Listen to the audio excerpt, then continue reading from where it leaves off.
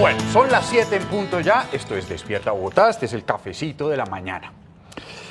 Miren, el tema de hoy es supremamente apasionante e interesante si lo sabemos ver bien y si lo utilizamos, esta conversación, para llenarnos como de esas herramientas intelectuales que necesitamos para enfrentar esa discusión sobre el metro de Bogotá, que no termina, que está muy larga.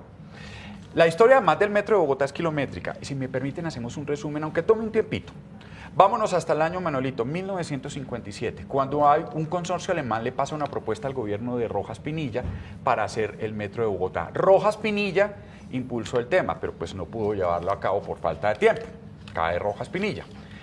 Sigamos en el 66, el alcalde se llamaba Jorge Gaitán Cortés y propone una idea bellísima y ambiciosa, incluso para hoy. 93 kilómetros de vías, 2 líneas, tramos subterráneos y elevados. El metro iba por la Caracas desde la 66 hasta la calle 22 Sur, un sueño que se chocó con la pesadilla de los intereses de los transportadores privados en ese momento y ahora, quienes en su guerra contra el metro quedaron la guerra del centavo. Solo un año después, 1967, el alcalde Virgilio Barco Vargas, en ese momento alcalde, cambió de planes. Ahora quería un metro que pasara por la 80, la 27 Sur, la Caracas, la 10ª, la 7ª.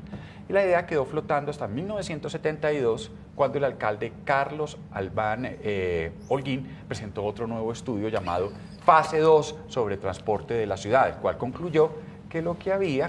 que lo conveniente era un sistema liviano sobre rieles en Bogotá. Vamos en el 72. 74, el gobierno del presidente López Miquelsen y la administración distrital de Alfonso Palacio Rudas parten de cero, deciden que lo que hay que hacer es un metro que pase por los corredores viales existentes. Al año siguiente, otro alcalde, Luis Prieto, como es de honor, ordena otro estudio de factibilidad, que adivinen dónde quedó. Hernando Durán Duzán, 1978, propuso que la nación desarrollara el metro y que el distrito lo mantuviera. También fue un castillo de naipes.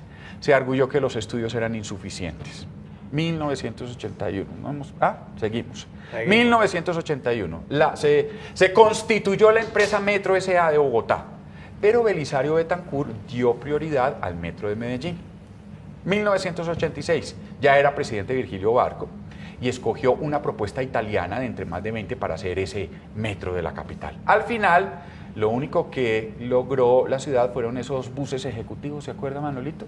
Ese fue el resultado, los que decían que nadie podía viajar de pie. Ejecutivos y super ejecutivos. Eso, y nadie podía viajar de pie, y nadie viajaba de pie, Manolito, eso no se llenaba, no.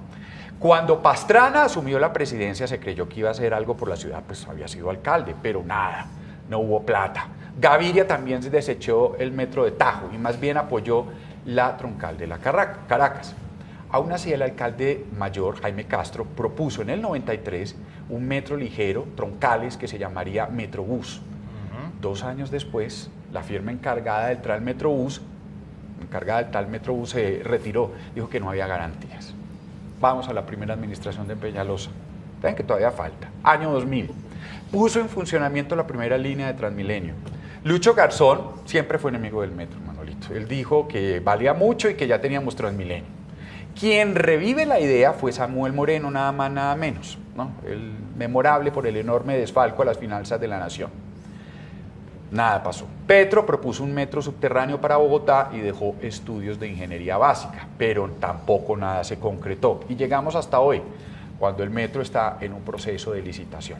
Ahora bien, todo esto lo estamos contando porque hoy esta conversación va a girar en torno a este tema. Y lo hacemos porque todavía está en la discusión cotidiana de la campaña la duda sobre si es conveniente para la ciudad un metro elevado o subterráneo. Vamos a hablar desde un punto de vista técnico, no político. ¿Cómo se toman las decisiones sobre los detalles de un metro? ¿Qué es lo que se tiene en cuenta? ¿Qué se sabe de los suelos de Bogotá? ¿Cuáles son los pros y los contras de un sistema, digamos, elevado y de otro subterráneo? ¿Cómo se toman decisiones técnicas? ¿Y la política cómo las afecta? Tenemos 2 invitados, expertos. Jaime Bateman, yo me hubiera pronunciado Bateman, pero Bateman, ingeniero, experto, consultor en ingeniería, suelos e infraestructuras. Ingeniero Bateman, ¿cómo está? Buenos días a todos. Yo, además de ingeniero civil, soy magíster en geotecnia, entonces tengo un buen conocimiento de los suelos de los suelos de Bogotá. Muchísimas gracias por esa información. Luis Fernando Oliveros Villarreal es abogado experto en contratos estatales, obras públicas y concesiones. Es docente y consultor independiente. Muchas gracias, Mauricio, por la invitación. Bueno, entonces empecemos preguntándole qué hacen los técnicos, los ingenieros, cuando le dicen hagamos un metro. ¿Qué es lo primero que hacen? ¿Determinan esto al azar? ¿Qué es? Sí, ¿cuál es el primer paso, profesor? No, indudablemente que todo tiene un proceso en la vida.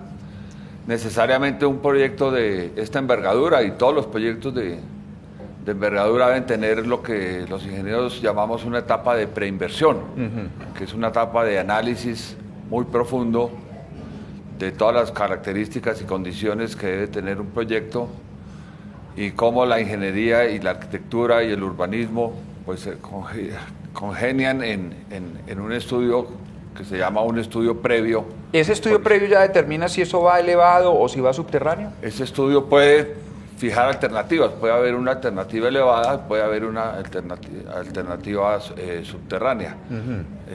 ¿Y toda la etapa de preinversión, pues lo que trata de involucrar en ella es todas las variables factibles. Por ejemplo, ¿cuáles son? Díganos algunas variables así para nosotros los mortales, para entender, no los ingenieros. En términos muy concretos y muy sencillos, para que se entienda claramente, las alternativas de metro en una ciudad como Bogotá y como otras muchas del mundo, pues solo tiene dos alternativas, una que se haga en forma subterránea u otra que se haga en forma elevada. Esa elevada puede ser cero elevación, es decir, que se haga a nivel. A nivel como en algunas partes de Medellín, diga usted. Y una elevación de 10, 15, 14, 40, lo que sea metros, que es una alternativa claramente elevada, como vemos en diferentes partes del mundo, que a veces nos tocan los metros a nivel y los metros a desnivel, pero ambos superficiales. Mientras el de la obra subterránea o de túnel enterrado, pues sí requiere un tema de involucrarse con la geología y la geotecnia de la región. Pero técnicamente, ¿cuál es más, perdóname la pregunta, no, pero esa es la idea, entre comillas, fácil de hacer? Indudablemente que la construcción por encima del nivel del terreno es más fácil que la construcción por debajo del nivel del terreno, porque involucra una segunda variable, que es la calidad de la geotecnia, la calidad de los suelos, la calidad de los materiales que se van a encontrar. Entonces eso hace pues que se conlleve a un estudio muchísimo más profundo. Uno puede hacer un túnel para meter un metro de dos formas, en lo que los ingenieros llamamos túnel falso, que es hacer una excavación desde superficie, hacer un hueco y luego prefabricar por allá abajo las condiciones de piso, de techo, de protección lateral, de estabilidad de las excavaciones, de que no haya problemas de derrumbes durante la construcción de la obra, etcétera, etcétera. Y se llegan a construir huecos falsos o túneles falsos. Tenemos un ejemplo reciente en la ciudad de Medellín, el soterrado de Medellín, que fue un túnel construido desde superficie. Tenemos aquí una experiencia un poco complicada, que fue el túnel de la 94, que también es una experiencia hundida hoy, pero hecha desde superficie. Ahí hubo otra serie de inconvenientes de tipo contractual. Entiendo que el abogado conoce mejor el tema. Y así sucesivamente. O tenemos la opción de hacer un túnel con una máquina tuneleadora, que es lo que llamamos los escudos o los TMB, Tunnel Machine Boring, que es ir construyendo, avanzando un escudo por el interior de la corteza terrestre y creando atrás una serie de dovelas que son unos arcos metálicos o arcos es concreto, un gusano, que es un gusano que va garantizando que la tierra no se vaya a cerrar. Exactamente. El suelo como suelo no tiene la capacidad de autosoportarse. Las rocas, como rocas, que son suelos consolidados hace millones de años, pues sí tienen la capacidad de autosoportarse. Por eso los túneles en roca ahora que está tan debatida la vía al llano, pues son túneles que no tienen revestimientos del 100%, mientras que un túnel construido con un escudo como el que se hizo en el norte de la ciudad entre la estación de Torca y el Juan Amarillo hace 8 años, 10 años, como el que se estaba planando en Canoas, que también tiene problemas de orden administrativo y legal, pues es un avance de una máquina que va por entre la corteza terrestre, pero el suelo hay que necesariamente sostenerlo. Perdón, quiero dos frases adicionales. El hecho de hacer una línea enterrada así, pues tiene dos implicaciones graves contra los vecinos.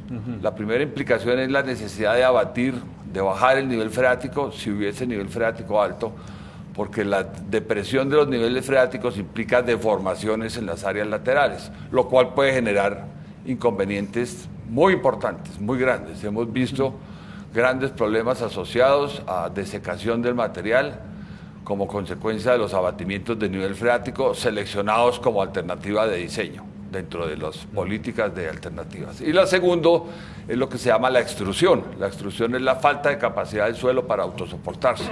Entonces, si uno no vence la extrusión, los estudios no vencen la extrusión, pues necesariamente podemos tener colapsos en la excavación. Si nos vamos a la condición superficial, pues hacer un metro superficial es como hacer el sistema Transmilenio, pero o hacerlo elevado. En el caso de Bogotá estaban las dos posibilidades, profesor Oliveros, ¿no? Subterráneo y elevado, ¿sí?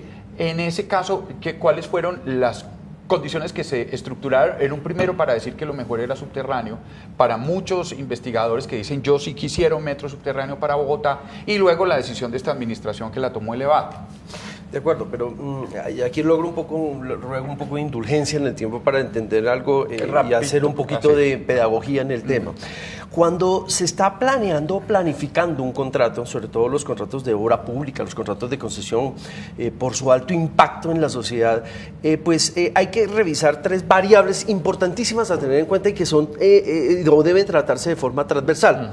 La primera, la variable técnica. La segunda, la variable económica, y luego tercera, la variable jurídica. O sea, plata, lo técnico y el tema jurídico. Cada una de ellas resuelve distintas preguntas. Entonces, la primera, que es la variable técnica, resuelve es cuál es la necesidad pública, ¿sí? Y la segunda pregunta que se hace es cómo solventar, cómo resolver esa necesidad pública, cómo satisfacer esa necesidad pública. Y entonces, en materia técnica se encuentran con 2 importantes escenarios en materia de metros: o es elevado o es subterráneo. Por lo general siempre se prefiere un metro subterráneo porque desde el punto de vista visual, en la estética urbana, resulta ser mucho mejor. Por supuesto que sí. Y porque además puede llevarse un tráfico mucho más pesado, lo que significa que el nivel de soportabilidad de los pasajeros es mucho mayor. Pero luego empiezan a encontrarse en materia técnica otra serie de disyuntivas que llevan a unos dilemas. Y esos dilemas son de orden técnico y es, bueno, muy bien, ahora, ¿cuánto cuesta subterráneo y ahora cuánto cuesta elevado? Y ahí se crea ese dilema en donde empiezan a hacerse números, porque la economía no es algo infinito, sino es algo bien finito, y en un país como el nuestro, el que ha tenido graves problemas en materia presupuestal y que los está soportando hoy, pues empieza a hacer ese tipo de juicios o ese tipo de valoraciones de qué es más costoso, qué es menos costoso y qué se adecua de mejor modo a el planteamiento urbano. Entonces, frente a esa disyuntiva, evidentemente el gobierno nacional, a través de o por intermedio del Departamento Nacional de Planeación, empezó a hacer una serie de estudios de prefactibilidad y factibilidad a propósito de los estudios que iban soportando el Distrito Capital por medio del IU, por medio de la empresa Metro, y en relación con ello encontraron o empezaron a hacer unas valoraciones de orden económico en relación con una u otra solución. En principio, a propósito de las condiciones macroeconómicas del mundo y de Colombia, se había pensado que pudiera ser subterráneo, dado el límite que presupuestalmente le fijó en ese momento la Nación, acompañándolo en el 70% de la financiación del proyecto. Pero era el año 2013, 2014, 2015, y en el año 2015 empieza a pasar algo a nivel macroeconómico mundial, y es el incremento tremendo del dólar en más de 1.000 pesos. Y eso ya fue una primera limitante supremamente grave para esta situación. Sí, pero no es lo mismo, no sé, Dólar a 2000, que a Dólar a 2000. 2000. Exactamente, que básicamente esa Qué fue la bueno. circunstancia. El segundo aspecto importante que empezaron a analizar en ese entonces fue, a propósito de lo que estaba ocurriendo con el deprimido de la 94, las difíciles condiciones del suelo de Bogotá. Ya habíamos tenido experiencias, la conoce el doctor Jaime, en materia de Transmilenio, por la Autonorte, la primera línea de Transmilenio en la Autonorte, las difíciles condiciones del suelo. Lo estábamos teniendo con el problema del túnel de canoas para el acueducto de Bogotá, y lo estábamos viviendo en la 94. Y en ese momento ocurrió algo importantísimo que entró a valorar el Departamento Nacional de Planeación, y era cuáles eran los riesgos geotécnicos o geológicos para hacer un metro en lo que se estaba proponiendo, que era de 40 metros, entre 40 y 50 metros bajo tierra, y era para poder esquivar todo lo que significa el tema de redes, de servicios públicos, teniendo en cuenta que Bogotá no tiene mayor información en esa materia, y que muchos son los proyectos que se han O sea, no sabemos qué hay ahí debajo. Ha sido una Así de problemática simple. constante, ha sido una problemática constante en las obras públicas en Bogotá, porque poco a poco se ha ido consolidando y generando estadísticas en materia de redes de servicios públicos domiciliarios que se encuentran enterradas. Entonces, para obviar ese problema tenía que bajar entre 40 y 50 metros. Y lo segundo, pues eran las condiciones mismas de cuáles son los suelos que tiene la sabana de Bogotá y las problemáticas que ello genera, entre esos los niveles freáticos. Entonces, frente a esa situación, el gobierno nacional dijo: miren, señores, a propósito de estas situaciones macroeconómicas que está viviendo el país, el gobierno nacional se planta en que no puede entregar más de tantos recursos, y en relación con ello empiecen a revisar en sus estudios de prefactibilidad y factibilidad si es posible o no seguir haciendo un metro Hay una subterráneo. regla de oro, ¿no, Manolito? El que pone la plata pone las condiciones. Claro. Pues, digamos, es la regla de oro del mercado. Inclusive hoy son y mañana. Sí, los mismos bancos, cuando usted va a comprar le dice, va a comprar la casa, pero en estas condiciones. No quiero, entonces no le presto la plata, de verá. Exactamente. Así de simple.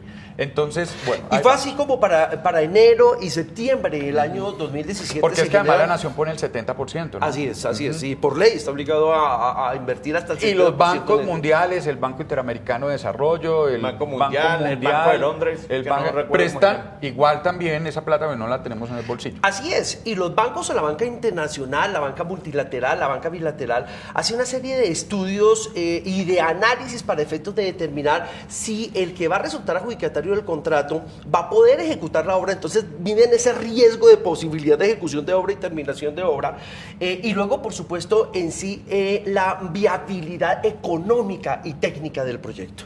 Entonces se empiezan a hacer una serie de valoraciones de orden económico, y en relación con ello la banca multilateral empieza a hacer una serie de cuestionamientos y preguntas, y a propósito de esos cuestionamientos y preguntas, pues surge la posibilidad de que tenga que ser necesariamente elevado, y eso lo definieron los COMPES dictados en enero del año 2017 y septiembre del año 2017. Ahora, el COMPES no es unas personas que se reúnen y toman una decisión porque sí. No, estamos hablando de expertos que están vinculados al Departamento Nacional de Planeación. A veces están contratados, a veces pertenecen directamente al Departamento Nacional de Planeación, son expertos vinculados a ella por contratos de prestación de servicios, en donde hace una serie de formulaciones de orden técnico y económico para determinar si un proyecto es viable o no, y si económicamente es financiable o no. Y a propósito de esos estudios, entonces entran en ese dilema de que tenga que ser o una parte elevado o una parte subterráneo, pero lo cierto es que el gobierno nacional les dijo que si era subterráneo no podía llegar sino hasta cierto límite, y ese iba a ser la 53, en la Caracas con 53, porque no era posible seguir financiando en adelante. Y que a propósito de algunos estudios que estaba haciendo el Banco Interamericano de Desarrollo, empezaron a pensar en 49 aspectos para efectos de empezar a reducir el costo de lo que sería un metro subterráneo. Y a propósito de ese ejercicio técnico-económico, se empezó a ver la necesidad de que para efectos de llegar a la línea de destino que se pretendía o que se quería por efectos de conectividad urbana, tenía que ser elevado, porque ellos reducían en forma importante esos costos. Listo. Entonces, bueno, digamos que vamos ahí, Manolito, en esa decisión de que se tomó la determinación luego de estudios técnicos, financieros Económicos y y de jurídicos. económicos, sí, financieros, que era mejor elevar. Mi pregunta va en este sentido, doctor Bateman. En el caso, por ejemplo, de construir el metro de Bogotá, la gente dice, en un tramo como el lago, donde quedó el lago, Lago Gaitán. los terrenos facilitan de que se pueda construir subterráneo o elevado. Mejor dicho, la pregunta la podríamos resumir, Manuelito, en cómo son los suelos de Bogotá. Exactamente. Sí, yo lo resumo en forma muy sencilla y práctica. La morfología y la geología de la sabana de Bogotá nos indican que tenemos una serie de suelos lacustres, altamente compresibles. ¿Qué quiere decir compresible? Compresible, deformable. Se deforman. Se deforman, altamente deformables, muy bajos en capacidad portante, muy bajos en resistencia. Entonces son suelos complicados desde el punto de vista... ¿Porque son qué? ¿Pantanosos? Lacustres. Es como un pantano. Como un pantano. Nosotros los que no somos, digamos, imagínense como ese terreno del pantano, arenas sueltas, ¿o qué? Sí, son arcillas muy blandas. Reblandecidas, con muy baja capacidad portante. Eso motiva pues que sean suelos muy complejos desde el punto de vista de su caracterización geomecánica.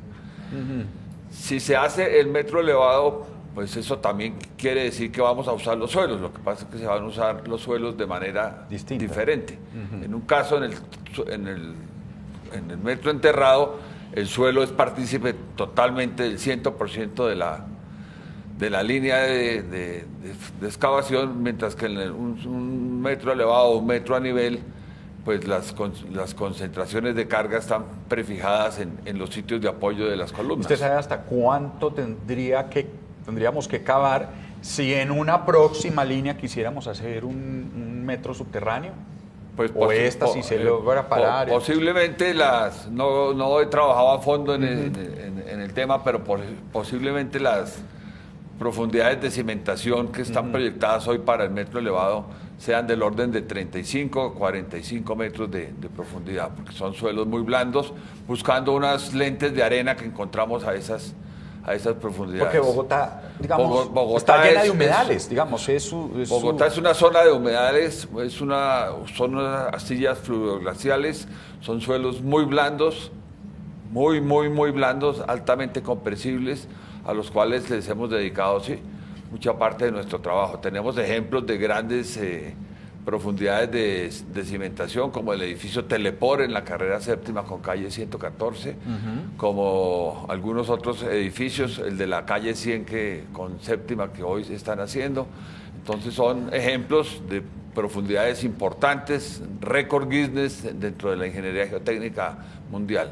Por las dificultades, y la constitución misma de las arcillas de Bogotá. Ingeniero, déjeme preguntarle algo. Cuando estaban construyendo el edificio de la 72, creo que era con un séptima, banco, sí, el con edificio séptima sur-occidental. Se vino un pedazo de tierra. Yo recuerdo eso hace como unos 20 años. Y el otro, el de la 98 con 11, recuerdo también, se vino también un pedazo y tuvo necesidad de cerrar vía. Ese tipo de cosas pueden suceder en la construcción. Uno se imagina, bueno, cómo se construye un metro con unas vigas y cosas de esas elevado. ¿Cómo se hace? Sí, en los dos ejemplos que usted cita, los problemas fueron de empujes laterales de tierra. Si uno va a hacer un hueco, va a hacer una excavación, que era lo que al principio explicaba como túnel falso. Si uno va a hacer una excavación, y esa excavación hay que contenerla con elementos de concreto, con pantallas que llamamos prefabricadas y fundidas en el sitio, con elementos metálicos como tabloestacas, que fue un poco lo que se usó en la 94 con la NQS. Entonces hay que proteger eso. ¿Qué pasó en la 72 con séptima? Hace 15 años ya, la vida pasa como dicen. Que uno de los anclajes cuando la excavación iba a 8.50, 8.90, falló y se vino la pared y todo lo que estaba encima pues fluyó con ella.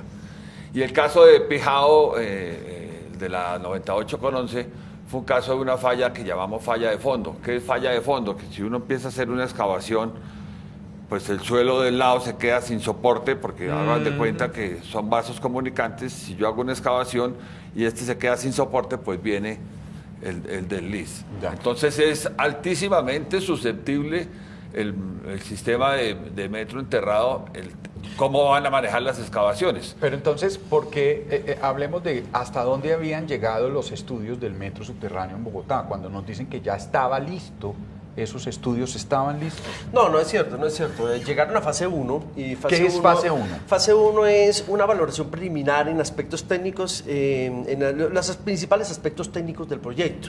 Luego hay que desarrollar la fase 2 y luego llegar a la fase 3. Llegamos hasta fase factibilidad, donde se tenía cierta información técnica, pero no tan profunda como se requería. Fue precisamente a propósito de que la banca multilateral empezó a seguir unos estudios mucho más profundos que se advirtieron el de que que había unos riesgos geológicos y geotécnicos Por ejemplo, tremendamente importantes. ¿qué no se da cuenta uno en fase preliminar? La ingeniería de detalle es la que define realmente cómo se va a hacer una cuestión y cuánto realmente va a costar. Aquí cuando uno está hablando de estructuración de proyectos, en materia de estructuración de proyectos, de lo que se trata es de que en la medida en que se va avanzando en la profundización de los estudios, se van reduciendo los riesgos primero y se va generando más certidumbre de qué es lo que va a ocurrir, qué es lo que puede ocurrir. Y desafortunadamente en materia geológica o de geotécnica y de suelos no había unos estudios profundos que determinaran qué realmente era lo que podía ocurrir en Bogotá. Fíjense ustedes lo que pasó con la otra tragedia nacional que está ocurriendo en Colombia, y es el tema del túnel de la línea. Mire usted que el gobierno nacional tuvo que reducir el grado de riesgo, minimizar, achicar un poco el grado de riesgo cuando hicieron el túnel piloto, porque no se sabía qué realmente era lo que había, y entonces tocaba hacer un pequeño túnel para efectos de atravesar la cordillera central y llegar a la occidental, y así empezar a tener más datos certeros de cuál era la información geológica o geotécnica que se requería, hasta que finalmente dijeron es posible hacer el túnel y esto puede costar tanto, ¿cierto?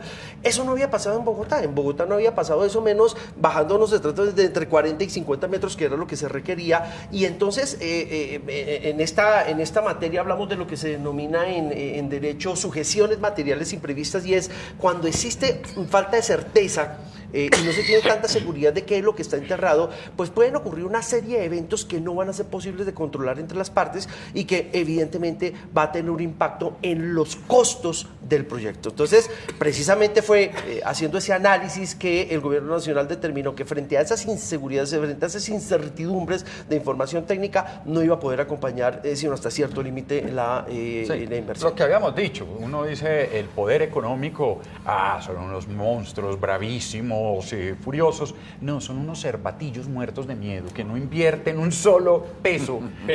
Realmente es eso, un cervatillo que se asusta con el movimiento de una hoja en el viento, pero cuando además van a libar. Pero además las exigencias de planeación. Yo recuerdo cuando sale Simón Gaviria, dijo, tienen que llenar unos requisitos. Sí. Y eran 12 puntos, pero no son 12 puntos como un examen, no. Así es. Eran 12 puntos, cada uno tenía que ir, digamos, financiación, jurídico, una cantidad de cosas. Entonces el distrito empieza a hacer digamos, los estudios, y se demoraron 2 años y medio, casi 3 años en eso. Sí. Por eso es que se demora, digamos, porque Peñalosa dijo, cuando empezó, dijo, no, lo vamos a hacer en tanto tiempo. No, hay que contar con este tipo de cosas que exigen los COMPES, y por eso cuando el COMPES ya se vuelve ¿cómo se llama eso? Confis. No, estratégico, un plan, un proyecto de importancia estratégica, es porque se había cumplido con todo ese proceso. Ya. Antes no. Entonces, digamos, eso hasta ahí había llegado hasta una fase preliminar. Este metro elevado hasta de factibilidad. De factibilidad.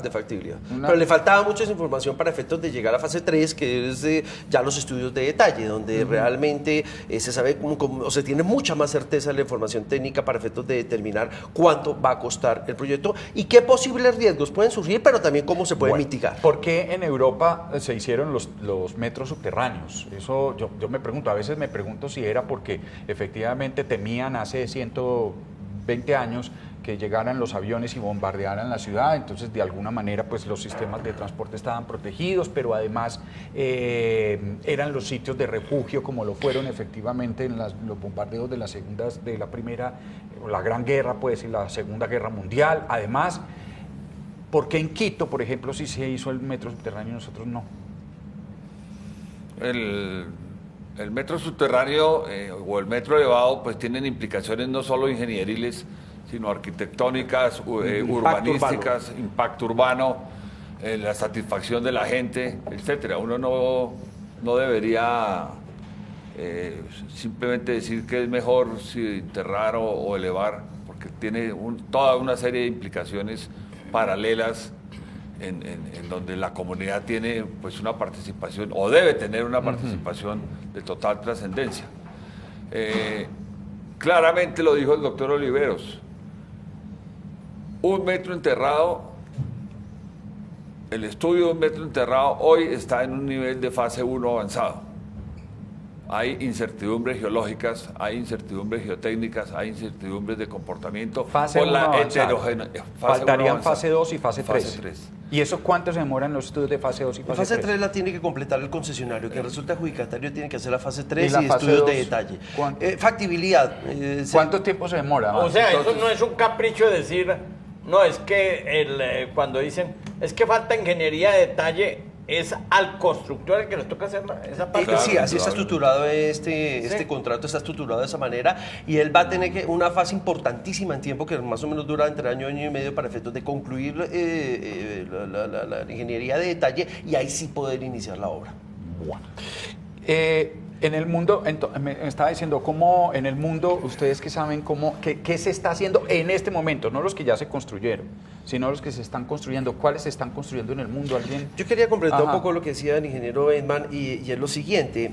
En Berlín, que fue uno de los primeros pioneros en materia de metros dentro de la ciudad, pues en ese entonces no estaba desarrollada la industria aeronáutica, eso vino 20 o 30 años después. Entonces no había ese temor de que pudieran haber bombardeos como en ese entonces se presentaban, sino hay algo importantísimo que hay que tener en cuenta, y es el estado de la técnica del arte. Vale decir, en un momento determinado de la historia de la sociedad, cómo se hacen las cosas, cómo se construía un edificio hace 200 o 300 años y por qué eran solamente de 3, 4, 5 pisos. Hoy, ¿por qué podemos hacer edificios de 40, 50 y 60 pisos? El estado de la técnica del arte, vale decir, el nivel de avance en la tecnología, va determinando la posibilidad de hacer más y más cosas. Era impensable, por ejemplo, hace 100 o 120 años hacer el túnel del Canal de la Mancha.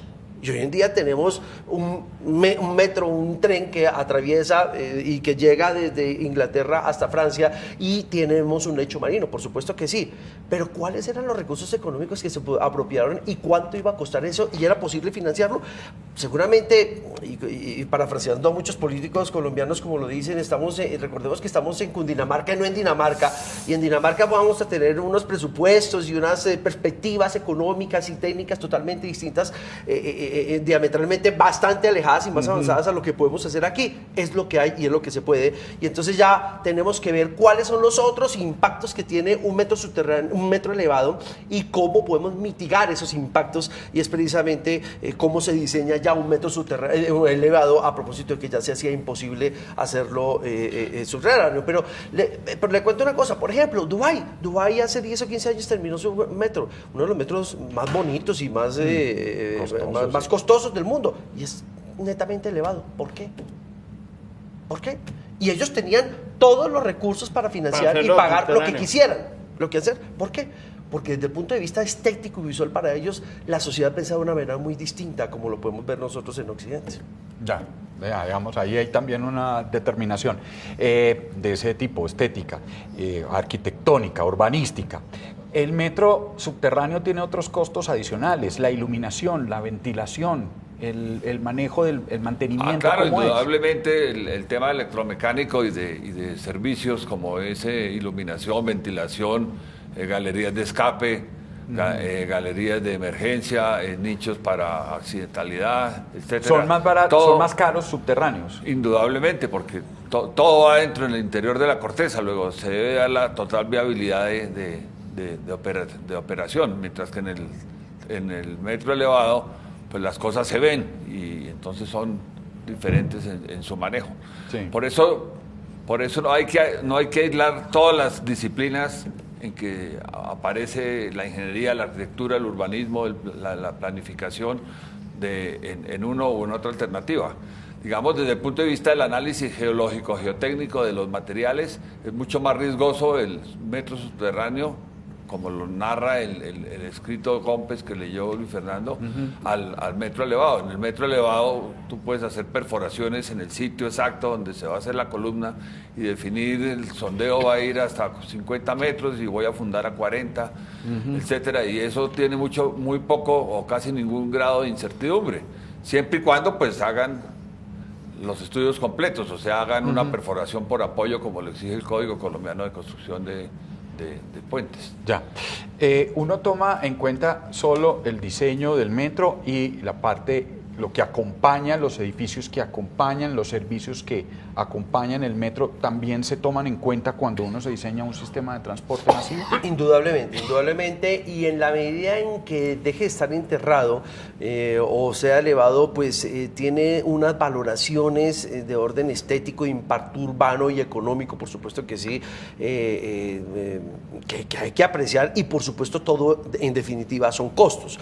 Entonces en el metro subterráneo tendrá que pensarse en escalinatas subterráneas, todo un urbanismo que va en la parte de abajo, etcétera, etcétera, iluminación, etcétera, etcétera. En el elevado tendrá que pensarse cuáles son los edificios de acceso, que tengan rampas, que tengan ascensores, que tengan escaleras, y también se empieza a pensar en otra serie de soluciones de orden estético urbano que se piensan manejar, digo yo, en forma bastante adecuada a propósito de que este va a ser elevado por el impacto urbano que se piensa crear desde el punto de vista estético con este metro elevado tal y como se propone en la licitación pública internacional abierta que en este momento ya está cursando. Porque es que uno dice, Manolito, y uno piensa, efectivamente, entonces uno piensa en Canadá, en Nueva York, efectivamente unos metros subterráneos, incluso hay ciudades en los Estados Unidos que tienen los metros aéreos, elevados, pero claro, tienen unas estaciones,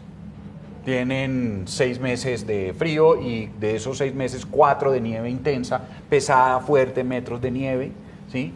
Montreal, por ejemplo, tiene 8 o 9 kilómetros subterráneos donde la gente vive debajo porque es un frío tan canalla que usted tiene que estar protegido de esta manera. Y uno dice, en el trópico, pues aprovechemos la luz, aprovechemos el aire que tenemos. Me imagino que puede ser una consideración. Las estaciones, ¿cómo se determina el número de estaciones y la distancia entre cada una de las estaciones? Porque aquí se ha criticado mucho que este proyecto tiene 1.2 entre cada estación. Sí, desafortunadamente ese es un tema que toca a la movilidad del peatón.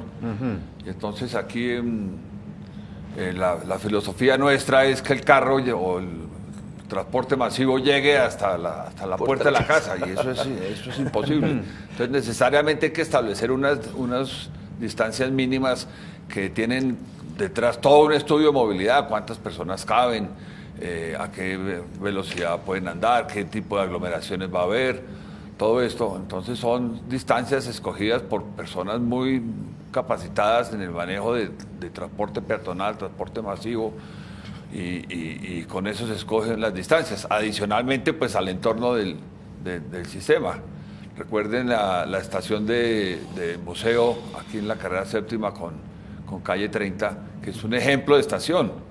Es un ejemplo de estación sin haber dañado para nada el Museo Nacional, una de nuestras reliquias.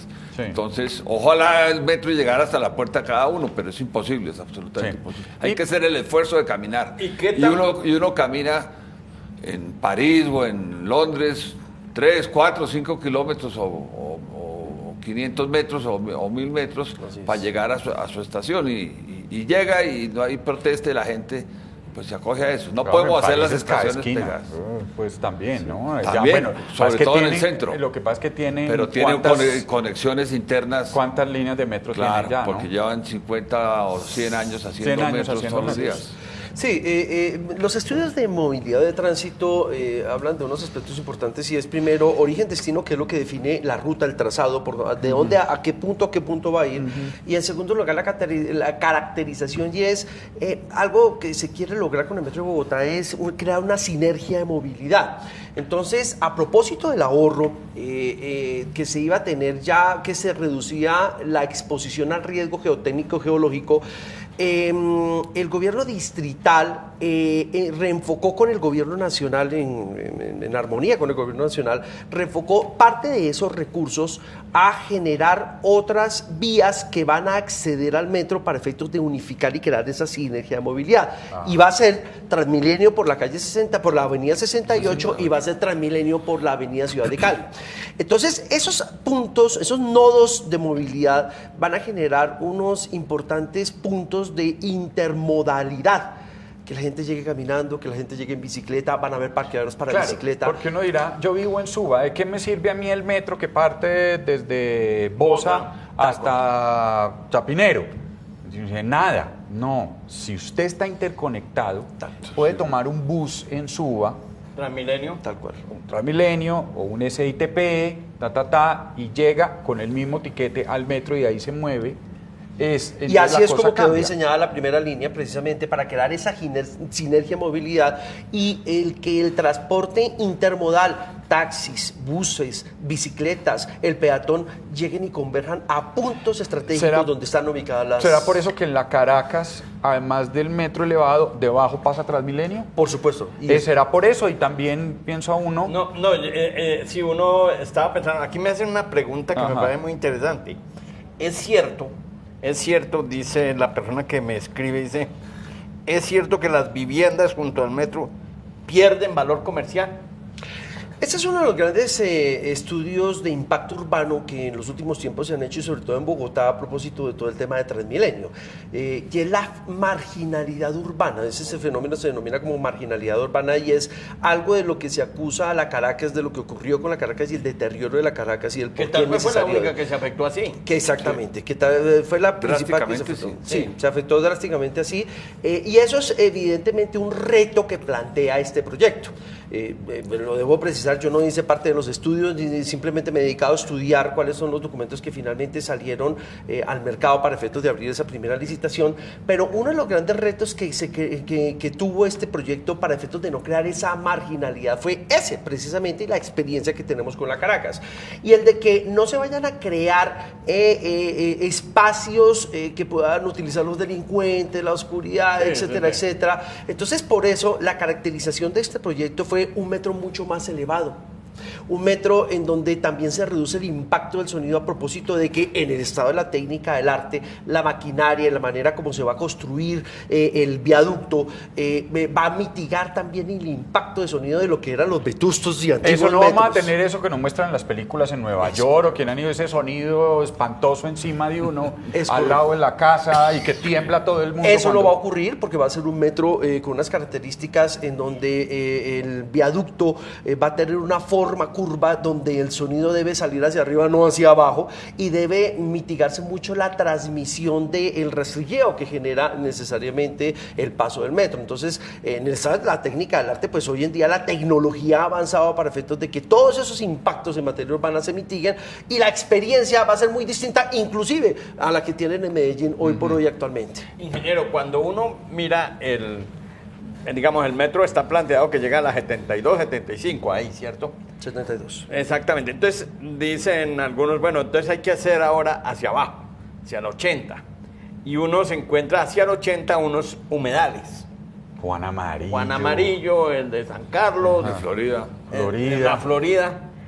¿Tendría que hacerse ahí, buscarse también subterráneo, o ahí también tendría que hacerse elevado? O hay que tomar unas decisiones de... Pues hay que hacer los estudios pertinentes, iniciando por la fase 1, que es el planteamiento del problema, y seguramente pues se debatirán los temas. Es muy prematuro decir en este momento es mejor subterráneo o es mejor elevado, porque hay que hacer todos los estudios.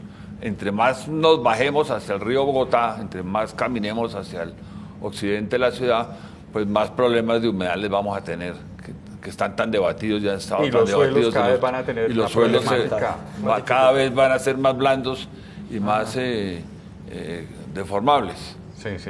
¿A usted le gusta el trazado que se ha hecho de esta propuesta? Aunque no he estado vinculado con el tema, me gusta mucho el trazado, y ojalá la Caracas vuelva a ser la Caracas que vivimos hace 50 y pico de años, cuando éramos unos niños, y esa era nuestra calle predilecta de ir a caminar hoy en día absolutamente deteriorada por múltiples circunstancias. ¿Y a usted le gusta el trazado?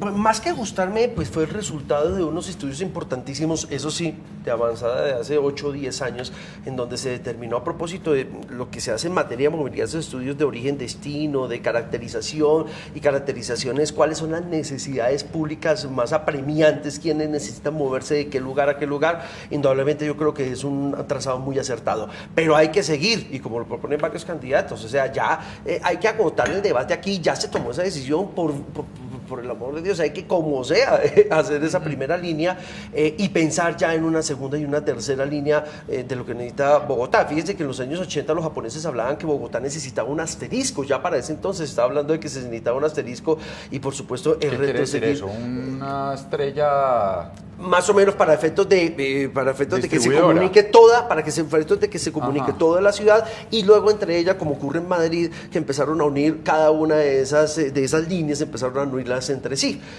Pero en los primeros, esos estudios de los años 80 hablaban de que era necesario un asterisco para ¿Y en Bogotá. dónde era el asterisco? No, había que ubicarlo por la caracterización, ya. cómo debía ir de sur a norte, de norte a sur, de oriente a occidente, viceversa, y luego los entramados que iban a poderlo unir. Hoy en el mundo se construyen más metros elevados o subterráneos.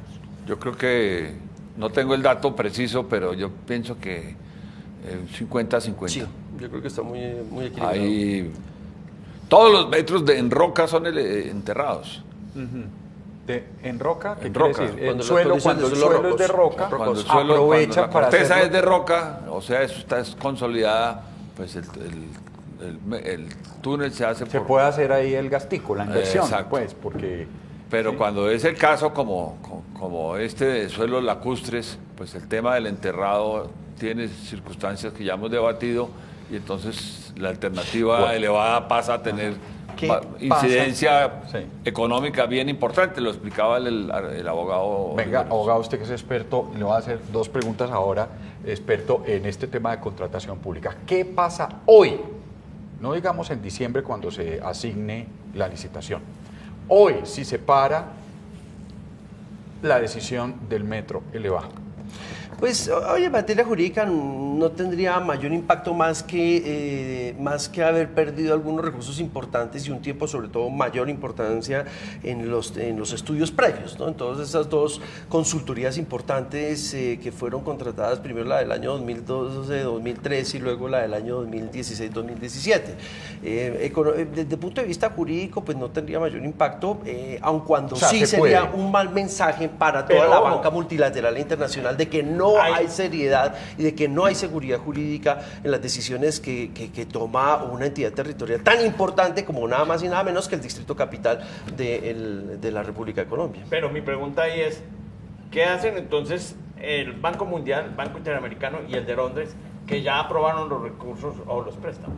Pues ¿Eso qué significa? evidentemente No los desembolsan. no se desembolsan, y de hecho debe precisarse que esto va a ser una financiación bien especial. Este contrato se va a manejar más o menos como lo que fue la fase 2 de Transmilenio, que fue la NQS, la 30, y es que es un contrato de obra pública con pago extendido. ¿Por qué con pago extendido? Se va a hacer por anualidades o por hitos más bien de entrega, y es que poco a poco el gobierno nacional no tiene los 15 billones o 16 billones de pesos que va a aportar, no es que los tenga en caja, sino que va a comprometer vigencia futuras. Lo propio va a ser el distrito con sus 7-8 billones de pesos que tiene que financiar. No es que los tenga en caja, sino que con las vigencias futuras los va a ir financiando. Luego no se le puede hacer un pago inmediato y no se cuenta en caja con esos recursos para el contratista, y entonces lo que tiene que salir el contratista a hacer es buscar esos recursos para ir financiando, y en la medida en que con ingresos y egresos se vaya generando un módulo económico que permita la liquidez para poder concluir el proyecto, y con el paso del tiempo en la operación y el mantenimiento del metro se le acaba de pagar al contratista los recursos. Pero entonces lo que hace es que se retiran los préstamos y los compromisos internacionales que se tienen para financiar el proyecto. Pero ¿qué pasaría? Porque el viernes creo que se cierra ya la presentación de propuestas, el 21 de septiembre, y se adjudica el 21 de octubre. Se cierra el 21 de septiembre y se adjudica en octubre, ¿no? Exactamente. Si ya adjudicado y quien llegue diga, no, yo no voy a hacer eso, voy a hacer otra cosa. ¿Qué pasa ahí? Se En la puede medida renegociar. En la medida que sigamos avanzando, se va generando o el Estado va comprometiendo más su responsabilidad. Si llega a ocurrir el cierre del proceso de selección y en ese momento termina la licitación pública, ya el Estado compromete en forma importante su responsabilidad civil, patrimonial. Con solo lo que pasa el viernes. Con el cierre, claro, porque ya son la firmeza de actos jurídicos como es la presentación de una oferta irrevocable por demás y también irrevocable se torna la licitación pública para el Estado. Entonces se empieza a comprometer más la responsabilidad del Estado en la medida en que sigamos avanzando en la licitación. ¿Y qué decir cuando ya esté adjudicado? Una vez adjudicado, ya tendrá que negociarse una terminación bilateral si alguien quisiera llegar a hacerlo y si no lo quiere el concesionario, el contratista concesionario, pues evidentemente el Estado queda expuesto a una serie de acciones judiciales bien importantes porque está comprometiendo los recursos públicos en eso. Es decir, bueno, el problema, además, lo que esto significaría en tiempo, abrir una nueva, nueva discusión. Porque los préstamos internacionales, bueno, y cualquier tipo de préstamo, el que Manolito me hace a mí todos los días, se basa en la confianza en que yo le voy a pagar. Exactamente, en que es buena paga, y entonces Manolito dirá, no es lo mismo si yo en este momento tengo trabajo a que el otro día Manolito me preste cuando ya no tenga trabajo. Manolito va tomando unas consideraciones, se va dando cuenta que yo no le he pagado a usted ni que le he pagado a usted, entonces ya cada vez va a más difícil prestar. Entonces, cuando usted dice que se envía un mensaje, mal mensaje a la comunidad internacional, y me refiero a los bancos, ¿sí? Significa que los bancos, digamos, se lo van a pensar más e incluso pueden hasta encarecer los préstamos para una próxima eventual. Pues así lo has dicho y lo has presentado, y esa es la manera como se mueve el mercado. El mercado, entre más confianza haya en el mercado, los intereses bajan, se logra con menos dificultad tener acceso a los créditos, etcétera, etcétera. Entre más incertidumbre y más inseguridad jurídica y política haya, se encarecen los préstamos porque pues, ese es el efecto económico directo que crea una situación de esas. Entonces, evidentemente, no es lo mismo prestarle hoy a Colombia en estas circunstancias que prestarle a Colombia en unas circunstancias más adversas en materia de orden público, en materia de tantas y tantas variables, que es una lectura que hacen los bancos y los banqueros, porque pues, detrás de qué está un banquero, pues es un negocio. Exactamente. Entonces sí, lo mismo, no, voy a prestarle a usted, pero resulta que ese país está en guerra. Así es. Voy a prestarle a usted, no, pero es que resulta que ya hace unos días ese alcalde, esa alcaldesa me dijo que no, que lo va a renegociar. Empieza uno a tener esa consideración. Hay un informe de la Contraloría. Exactamente, en el cual se hicieron unos hallazgos. Usted que es experto en eso, cuéntenos qué son hallazgos. Y si eso, entonces, ese tipo de hallazgos, esa palabra, la lee el señor del banco y dice, uy, ¿eso qué pasa ahí? ¿Qué es eso? Bueno, hay que tener en cuenta que en materia de contratación estatal, contratación pública y en general la responsabilidad que tienen los agentes del Estado, se enfrentan 4 perspectivas de esa responsabilidad. Una responsabilidad penal, una responsabilidad disciplinaria, una responsabilidad civil o patrimonial, económica y una responsabilidad fiscal. Cuando hablamos de responsabilidad fiscal, hablamos de la correcta inversión de los recursos públicos, de la correcta gestión pública. Lo que estoy haciendo tiene un impacto positivo para el Estado, para las finanzas públicas, etcétera, etcétera. Entonces es muy usual que en los proyectos de gran envergadura pues hayan unos controles mucho más anticipados en materia disciplinaria y en materia fiscal para efectos de observar y ejercer como una veeduría de que una fiscalización, una auditoría de que las cosas vayan ocurriendo como deben ser.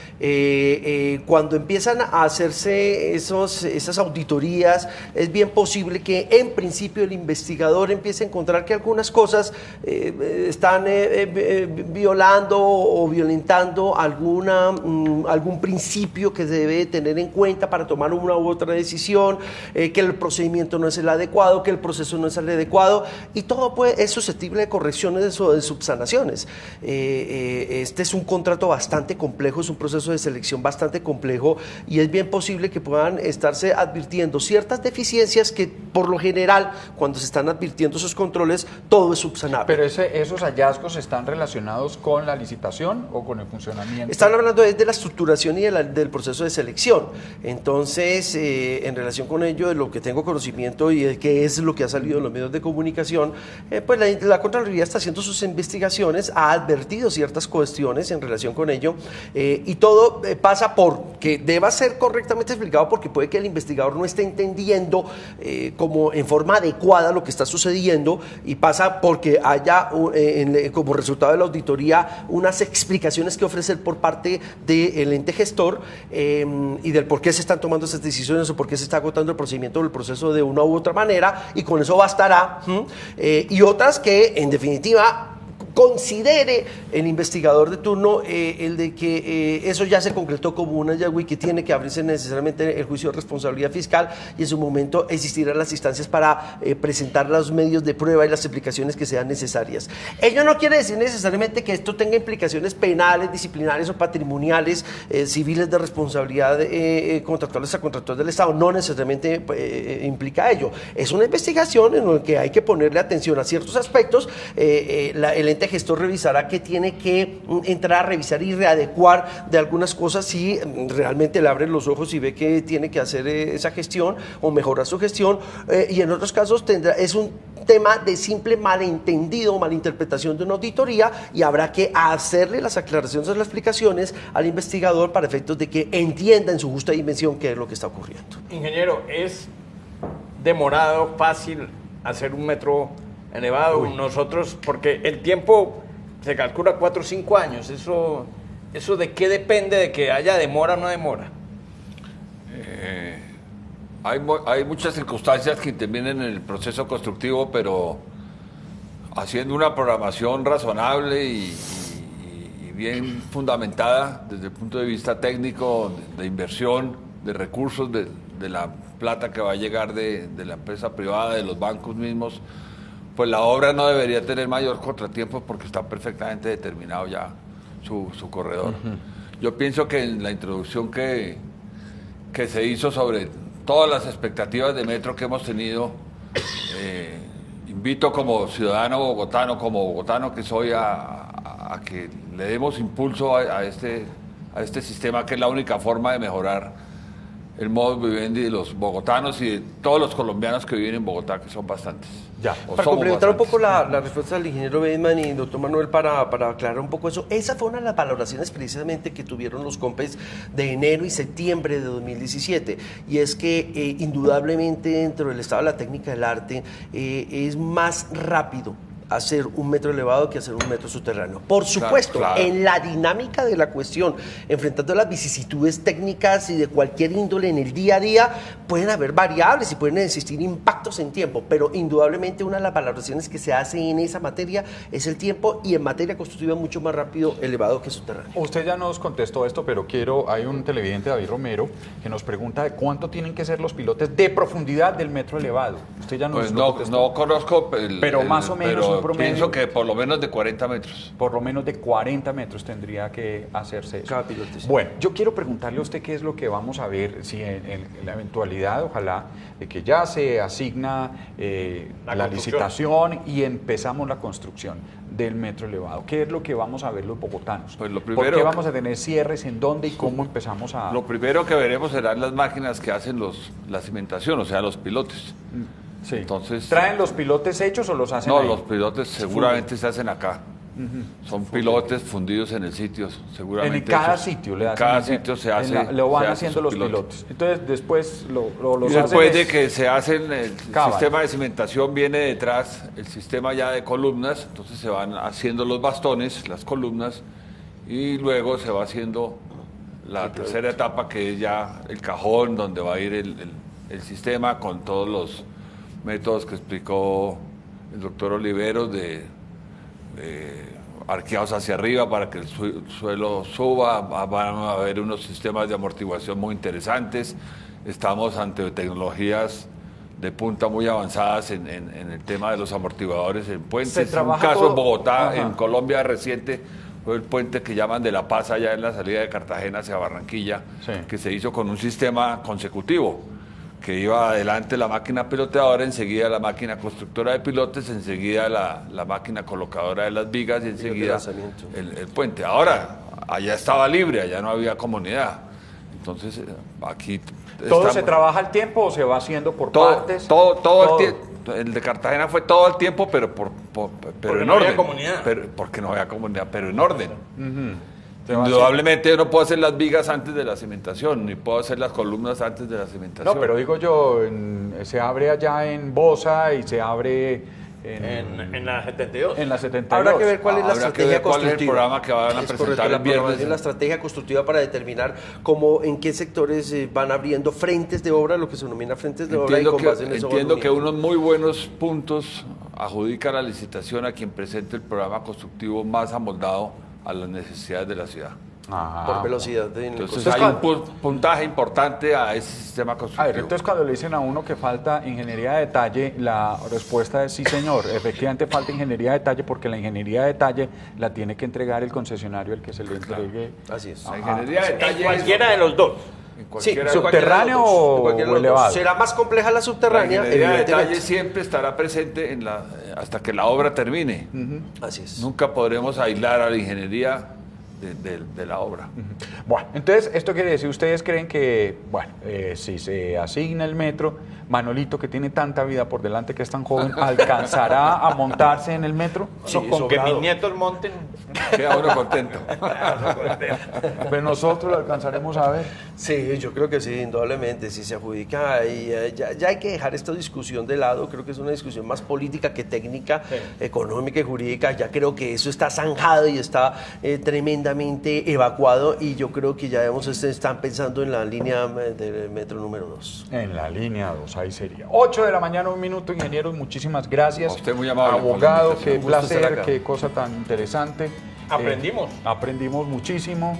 Por supuesto, para ustedes es una explicación a nosotros, que somos bastante Limitaditos, como dice usted. limitaditos en la materia.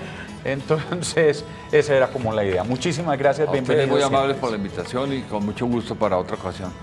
Así es. Esa es la Muchas idea. gracias, Mauricio. Vamos a una pausa, tenemos mucho más para compartir con ustedes en Despierta Bogotá.